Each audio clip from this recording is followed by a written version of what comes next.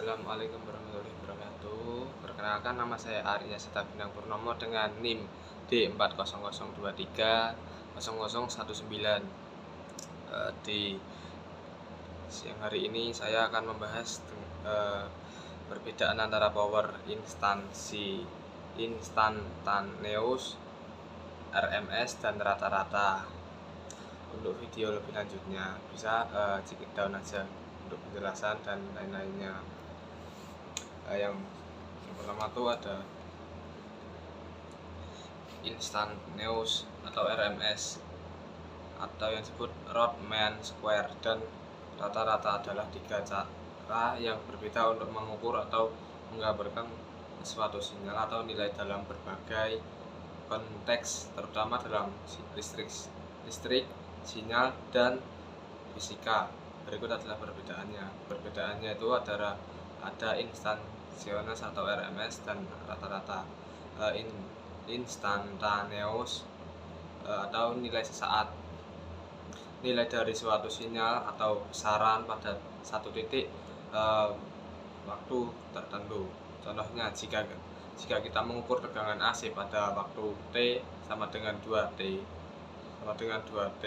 sama dengan 2 ms, maka nilai yang diperoleh pada saat itu adalah nilai instantaneous, atau yang biasanya penerapan digunakan dalam analisis gelombang waktu ke waktu, misalnya dalam osiloskop. Yang kedua itu ada RMS atau Rodman Square.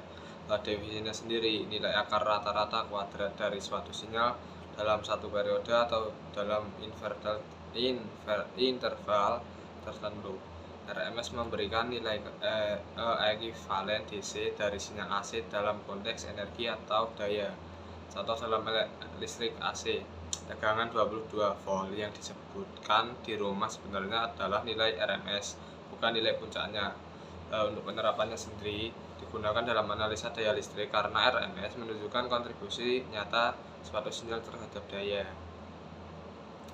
Untuk nilai rata-rata atau yang disebut mean atau average, definisinya sendiri, nilai rata-rata dari suatu sinyal selama satu periode atau interval tertentu.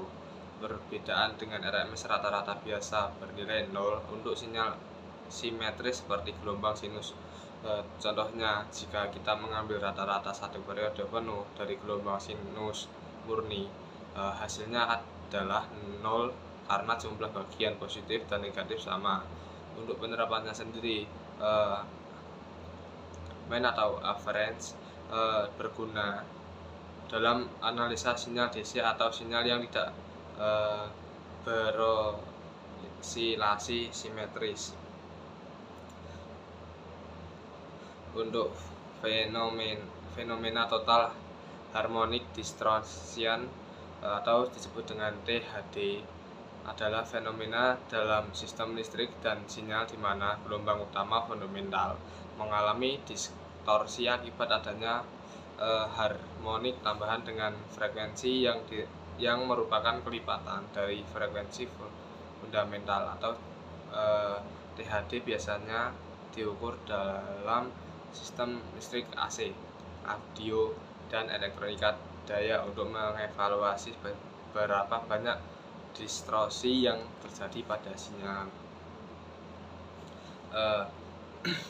Rectifier adalah rangkaian elektronik yang berfungsi untuk mengubah arus bolak-balik atau disebut dengan AC, mengukur arus arah yang biasanya disebut dengan DC.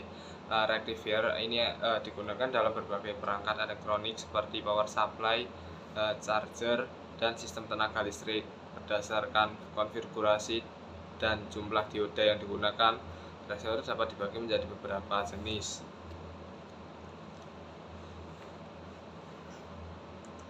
Untuk cara kerjanya sendiri, cara kerjanya penyearah setengah gelombang hanya menggunakan satu dioda untuk menghantarkan arus selama setengah siklus positif dari gelombang AC. Saat siklus negatif, dioda dalam kondisi reverse biasa sehingga arus tidak mengalir. Outputnya berupa gelombang DC yang masih berdenyut dan memiliki banyak tiang. Untuk kelebihannya sendiri, desain sederhana dan murah menggunakan sedikit komponen. Untuk kekurangannya sendiri, efisiensi rendah karena hanya memanfaatkan setengah siklus AC. Ripple tinggi sehingga memerlukan kapasitor filter besar untuk meratakan tegangan. Untuk aplikasinya sendiri, power supply sederhana, detektor sinyal dalam radio. Untuk banyak arah gelombang penuh, atau yang disebut dengan full wave rectifier dengan counter tap transformer. Untuk cara kerjanya seperti berikut: menggunakan 2 dioda dan transformator counter tap, sehingga setiap dioda bekerja pada setiap siklus yang berbeda, sehingga kedua siklus AC dapat dikonversi menjadi DC, menghasilkan tegangan DC dengan ripple yang lebih kecil dibandingkan dengan Hall wave rectifier. Untuk kelebihannya sendiri itu ada 2, efisiensi lebih tinggi dibandingkan Hall wave rectifier dan yang kedua itu ada menghasilkan tegangan DC yang lebih stabil dengan ripple lebih kecil. Untuk kekurangannya sendiri, memerlukan transformer counter tap yang lebih besar dan mahal. Yang kedua itu ada desain lebih kompleks dibandingkan Hall wave rectifier. Untuk aplikasinya sendiri, power supply yang lebih stabil untuk peringkat elektronik sehingga pengisian baterai. Yang kedua itu ada sistem pengisian baterai begitu.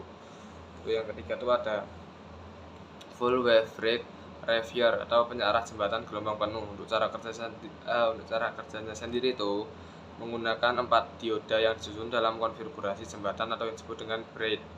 Tidak membutuhkan transformator counter tap sehingga lebih fleksibel dalam desain. Siklus AC digunakan untuk menghasilkan tegangan DC yang lebih stabil dengan ripple rendah. Untuk kelebihannya sendiri itu efisien tinggi, tidak memerlukan transformator counter tap sehingga lebih hemat biaya, ripple lebih rendah dibandingkan Hall wave rectifier. Untuk kekurangannya sendiri, menggunakan lebih banyak dioda sehingga ada sedikit penurunan tegangan akibat drop tegangan dari dioda. Untuk pengaplikasiannya sendiri, power supply perangkat elektronik seperti laptop, TV, dan amplifier satu daya pada industri. Yang selanjutnya ada controller rectifier atau yang disebut dengan rectifier control. Untuk cara kerjanya sendiri, menggunakan SCR atau transistor sebagai pengganti dioda. SCR dikendalikan oleh sinyal pemicu atau yang disebut dengan trigger sehingga dapat mengontrol kapan arus mulai mengalir. Digunakan untuk aplikasi yang membutuhkan pengendalian tegangan DC dari sumber AC. Untuk kelebihannya sendiri dapat mengontrol aplikasi yang membutuhkan pengendalian tegangan DC ke AC. Kelebihannya sendiri itu dapat mengontrol tegangan output DC. Kedua itu ada cocok untuk aplikasi daya tinggi. Kekurangannya sendiri itu ada lebih kompleks dan memerlukan sirkuit pemicu. Tidak cocok untuk aplikasi yang membutuhkan DC murni tanpa kendali. Untuk aplikasinya sendiri, kontrol kecepatan motor DC, sistem pengisian baterai industri, konversi daya pada sistem tenaga listrik. Untuk konverter DC ke DC adalah rangkaian elektronik yang berfungsi untuk mengubah tegangan DC atau searah dari satu level ke level lainnya dengan efisien tinggi. Rangkaian ini banyak digunakan dalam sistem tenaga listrik kendaraan listrik atau power supply dan perangkat elektronika portabel.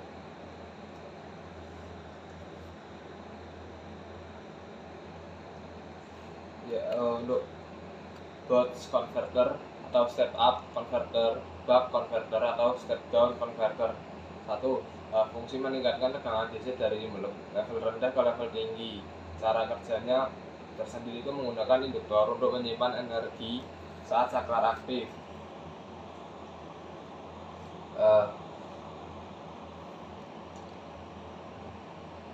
Dan melepaskan dengan tegangan lebih tinggi saat saklar mati. Contoh aplikasi lampu LED atau LED, sistem tegangan surya, pengisian baterai kendaraan listrik. Yang kedua, fungsi menurunkan tegangan DC dari level tinggi ke level rendah. Cara kerjanya tersendiri menggunakan saklar atau MOSFET, induktor, dan kapasitor untuk mengubah tegangan input menjadi tegangan output yang lebih kecil. Untuk contohnya sendiri, power supply laptop, regulator tegangan dalam microcontroller. Ada lagi yaitu buck boost converter.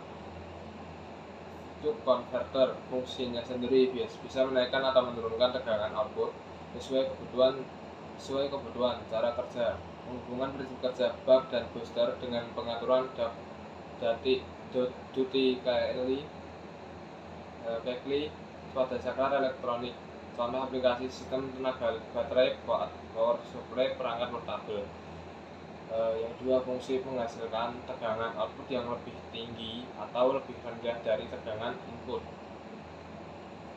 Untuk polaritas terbaik atau inversi tegangan, untuk cara kerjanya sendiri menggunakan induktor dan kapasitor tambahan untuk mentransfer energi dan lebih sedikit riak tegangan dibandingkan buck boost biasa. Contoh aplikasi yang digunakan sistem tenaga terdistribusi, konversi daya dalam perangkat elektronika. Ada lagi itu fallback converter atau yang kedua itu ada forward converter. Fungsi menghasilkan tegangan output lebih tinggi atau lebih rendah dari input, serta dapat menyediakan isolasi listrik. Untuk cara kerjanya sendiri menggunakan transformator untuk menyimpan dan mentransfer energi secara terputus. Untuk contohnya sendiri power supply, adaptor, charger, ponsel atau televisi. Yang kedua itu ada fungsi mengubah tegangan DC dengan efisiensi tinggi, dapat menyediakan isolasi antara input dan output. Cara kerja menggunakan transformator untuk mentransfer energi langsung ke beban selama saklar aktif. Contoh aplikasinya sendiri power supply industri, satu daya, switching dalam server.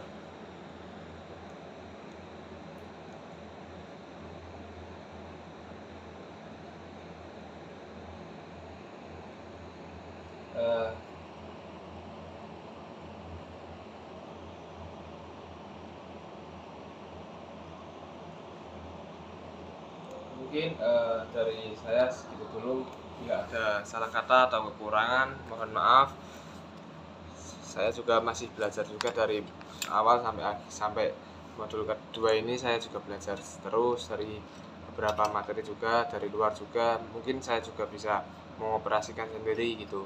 Bila ada salah kata mohon dimaafkan, bila ada kekurangan dimaafkan juga. Demikian, bila taufiq wal hidayah. Wassalamualaikum warahmatullahi wabarakatuh.